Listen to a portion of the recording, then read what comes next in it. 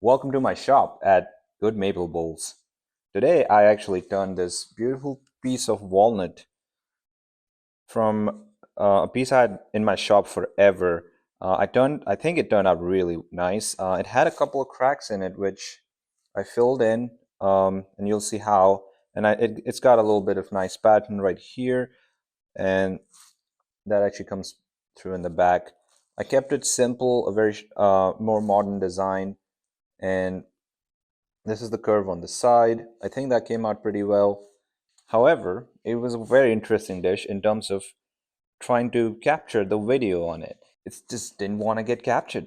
Every single time I tried to do something, I had an issue with my video or my audio. One of the times my phone died, so couldn't record it then. One of the times my mic got disconnected. So all kinds of issues, but in the end, this piece actually turned out pretty nice, so I'm happy with that. You will see me use the bowl gouge, the scraper, and some work with the spindle gouge to rough it out. Is the final surface. I think it turned out really good. I put some extra time to sand this, and I finished it with dung oil and beeswax like I always do. So enjoy. Right off the bat, you'll see me start this video with almost half of the bowl complete. This isn't by choice. I lost the video for when I turned the back of the bowl.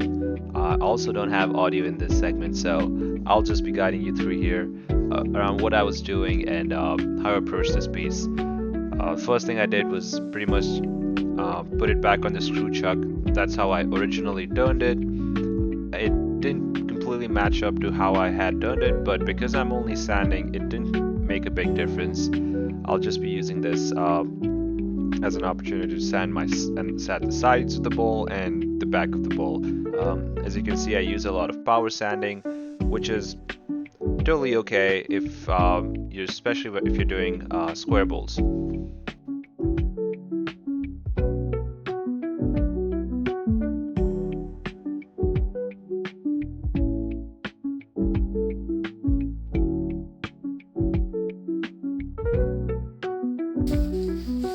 For the last step, this will get a coating of palm oil and some beeswax.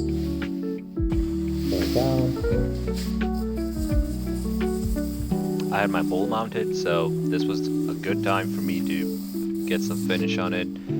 I'm using dung oil like I usually do, and when it's spinning like this, I can generate some heat, which lets the dung oil flow better into the pores of the wood. This is also probably my favorite method of application. It gets going much faster and you get to see the wood turn in real time, which is always really fun.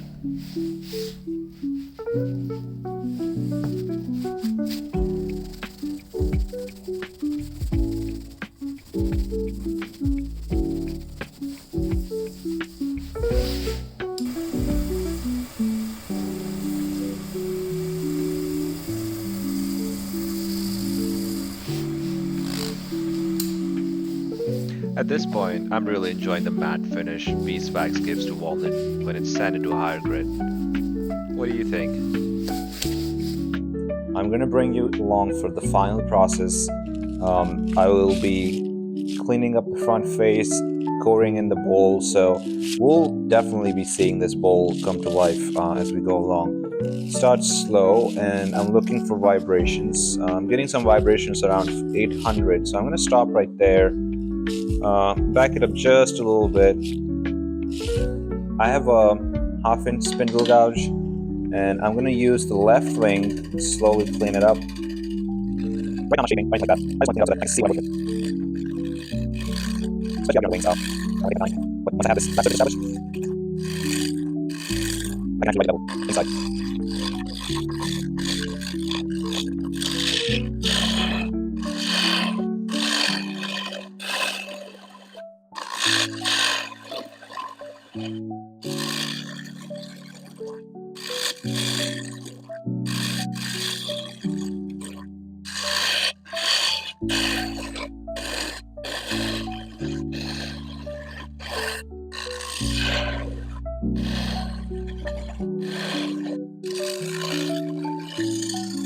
The good thing about a spindle gouge is that when I go in with my left wing, I can actually tell what the surface feels like,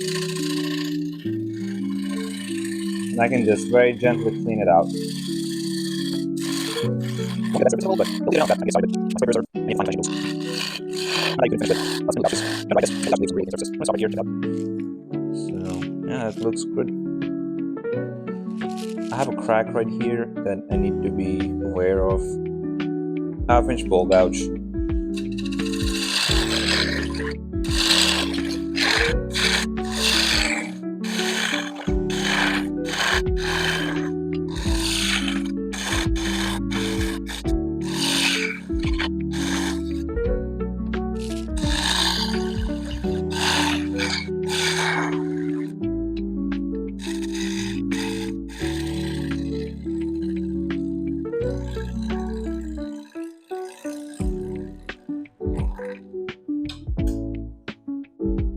Well, let's check it out. These cracks, I can see them stop about the halfway mark. Not too bad. So I'm just gonna set the width of the bowl first. I might need to sharpen the bowl gouge in a second, but let me see if I can get one more cut out of it.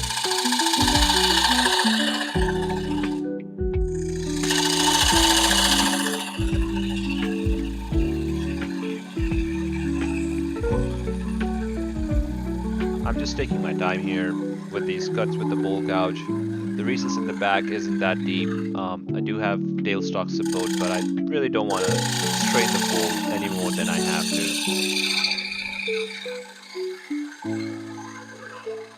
What do you guys think of the music on the videos? Like, should I keep it, or would you just like to hear me talk, or not hear me talk at all?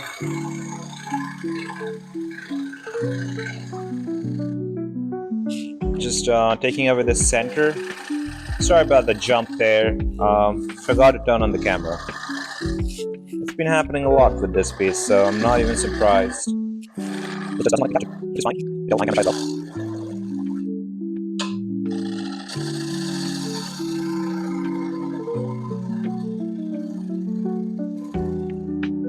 I'm just gonna take away the tailstock now. Don't need it anymore. Move my tool rest slightly up. Put it down.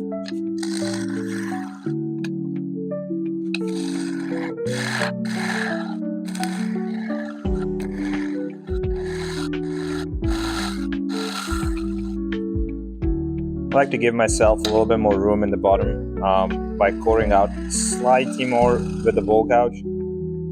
That helps me when I'm working with my scraper, because the scraper, for some reason, doesn't want to take off a lot of material from the bottom of the bowl. Sorry about the transition. Lost some more footage over here, but I have started using the bottom bowl scraper at this point.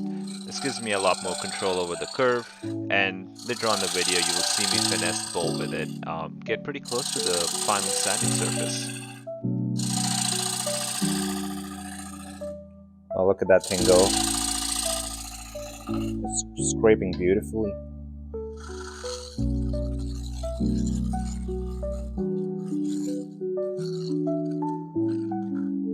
Rest a little bit, and then scrape the walls. Look at the wings. I think there's a bowl from the bottom. I usually do every time I grab the bowl. I'm grabbing the bowl with my fingers on my left hand.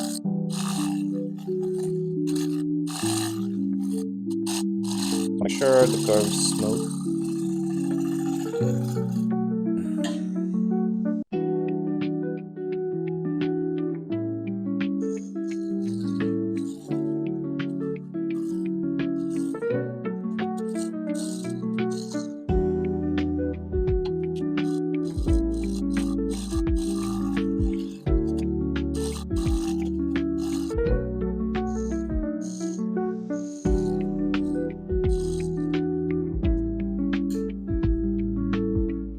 To fill up the cracks that I have, I'm going to be using a black wood filler.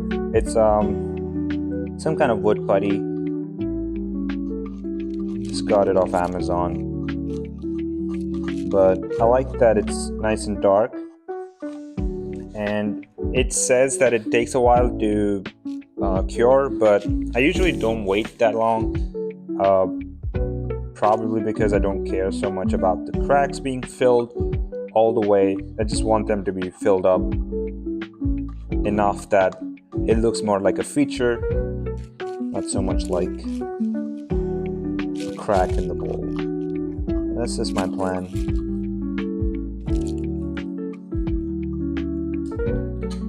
Alright, back at it again.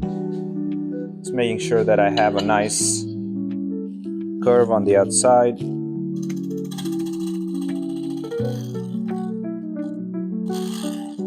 Really about this one.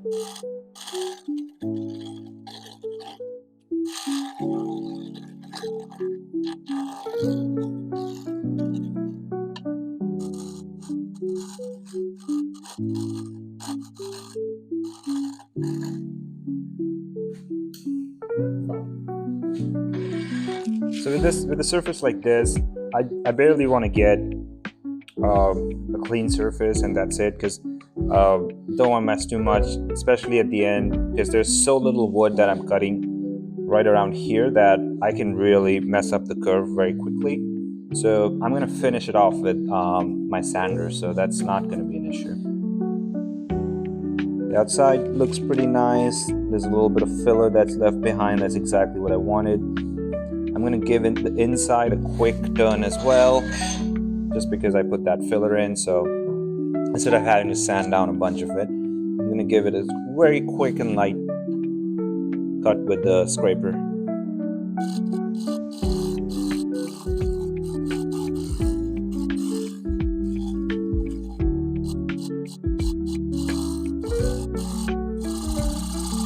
The fine black dust on my scraper, it is not mold. It is the black wood filler, but it really looks like mold, doesn't it? Which is interesting because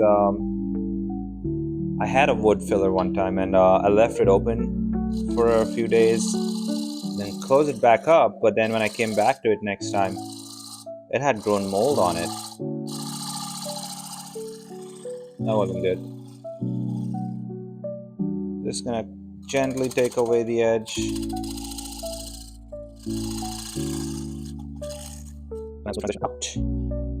Welcome back to my all too familiar sanding system. I'm gonna start at 80 grit, and if I sound muffled, that's because I have my dust protector on. Definitely do that, especially with walnut.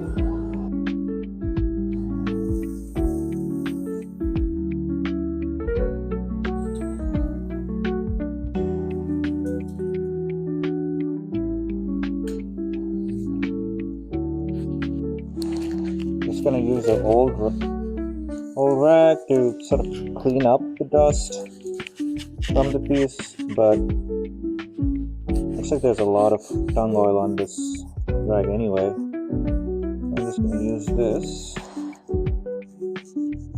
oil it as much as I can. If I need more, I can always get some more tung oil. I don't usually clean the piece of sanding dust before applying the finish. Not sure if that's preferred. Haven't really seen a big difference cleaning it with. I'll get some of the tung oil melted and into the pores. Can't do that with the wings, so just have to do that by hand.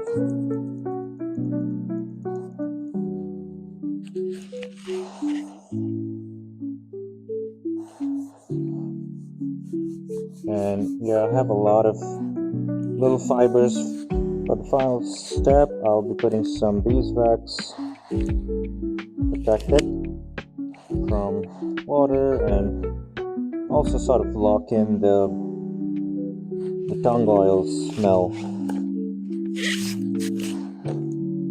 really want to do this finishing process many times before all these finished. I would do it with pieces that are really well, but pieces that I want to give to somebody else. But if I'm just going to do this now, and also I can find more layers that I need to do.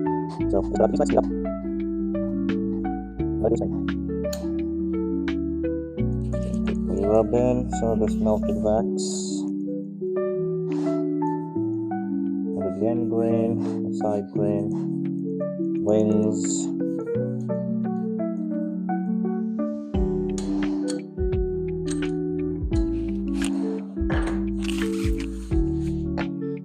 Bottom a little bit.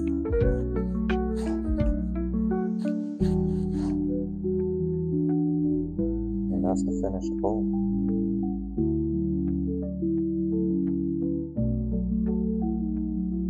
A square dish with a couple of cracks on it.